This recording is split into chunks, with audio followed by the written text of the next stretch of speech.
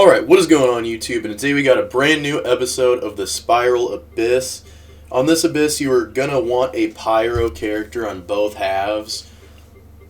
Genshin wants you to get Mavuika so badly, and right now I feel like with the On the Trails, the Behemoth mode, that I'm like Liam Neeson at the end of that movie, The Grey, and the wolves are just like Hoyoverse closing in on me with like the need to like pull for these new Natlan characters, and it really sucks. We're still hanging in there. We got our Kachina built at I think 80 out of 80. Yes, 80 out of 80, and we managed. The Spiral Abyss is not as bad as On Trail of the Behemoths. That's a whole nother story.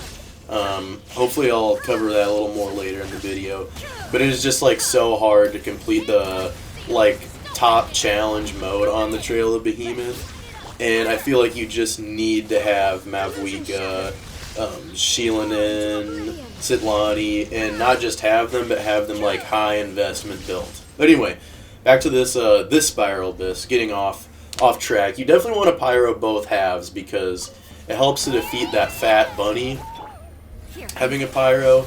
And on this half, after you kill these little bats, you have some type of Natlan opponent that splits off into a bunch of different cryo pieces of itself, like it uses some shadow clone jutsu or something, and you have to use pyro to shred it. This character right here, and the quicker you can, honestly, this is just, they're all just so good for Mavuika. We're getting power crept out here as Hu Tao mains, but I got this sick new outfit, which is pretty cool, and I figured since I'm like a high investment C6 Hu Tao main, I had to get it. So we're up right now in certain dimensions. You're also going to want a shielder both halves, ideally, because the Chamber 2 first half is like the tiger from Leeway, that little tiger lion. I think he's an Animo boss. He can do a lot of damage, potentially one-shot you. In this video you can see how I'm able to avoid that. He goes into this mode where if you swirl you can knock him out of it, but I didn't have any swirl because I was running Overload Raiden. I simply just stepped outside of the circle of damage he was going to do and waited for him to be done. I had plenty of time. You'll be able to see me do it right here. And then he goes into a second stage where he has Animo balls swirling around the screen, and you just have to hit them with some type of element that isn't Animo or Geo, I do believe. You can see me do that right here, take him down. And then the last chamber, last half, also has a creature that can do a lot of damage. It's that purple thing that can shapeshift into a bunch of different bosses. Kind of feels like the ultimate boss to me, and it's pretty hard for me every single time I go up against it. And I didn't have a shielder, but having a shielder would... Oh, maybe you gotta freeze it, not swirl it. This thing right here. But as you can see, I'm just running around the outside, dodging all of the attacks, and waiting for him to swing down. When he swings down his tail and you don't have a shielder and you're in the middle of that, you pretty much get one-shotted every time. And then you just want to hit these balls, the Animo balls, with some different elements, and then just boom. We go in with all of our ults and just take them out. For the second half, you're going to see that it's the last chamber. Yes, the last chamber, first half, you're going to want a good off-field / skill damage character, because it's that opponent from Natlan that zaps your energy recharge. When you're inside of his circle, all of your energy recharge on all of your characters is depleted. So you want some characters who have powerful skill damage from off-field or on-field, but obviously it helps to be doing some off-field damage when you're just using a skill, because only one of your characters can be on-field using a skill at a time. So a quick swap team, a Farina or Chiori, could help do damage against the shield, but I personally didn't have any off-field damage that could be done. So what I did is I sat outside of his little circle and waited for him to move onto the cryo shield. When he has the white shield, it zaps the energy recharge. When it switches to the cryo shield, though, you're good. So once he switched to the cryo shield, I just entered with all of my bursts and stuff ready to go and just went ham on it. You can see it right here. It's this boss. I'm really not sure what it's called, but it's an interesting creature that they added to the game. Kind of spices it up a little. Different play style. But you can see we're just out here kind of trying to proc a little bit of energy particles and just waiting for him to get out of the state. Thankfully, he's not in it too long. It has turned cryo, and we're good to go.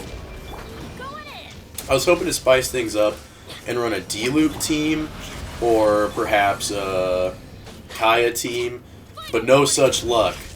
It's a miracle by the grace of God that we were able to get by with this team. They want you to have Mavuika, Citlani, and Citlani so badly. And I missed my opportunity to get Citlani because I was like, we're good. I'm already destroying the Abyss with the characters I have now.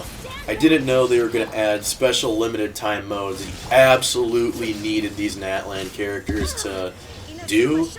And I don't know what to do. I feel conflicted about it because I've never been forced to pull for a character I didn't want in Genshin.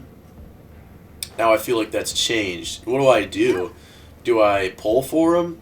I feel like that makes me kind of a B word. Just getting forced into spending money on this game.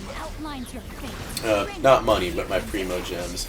So I really wanted to save up for C6 Raiden, C6 Kujo-Sara, Ito's weapon, and then obviously Signora after all that. That's what my wish list looks like right now, with Signora at the top.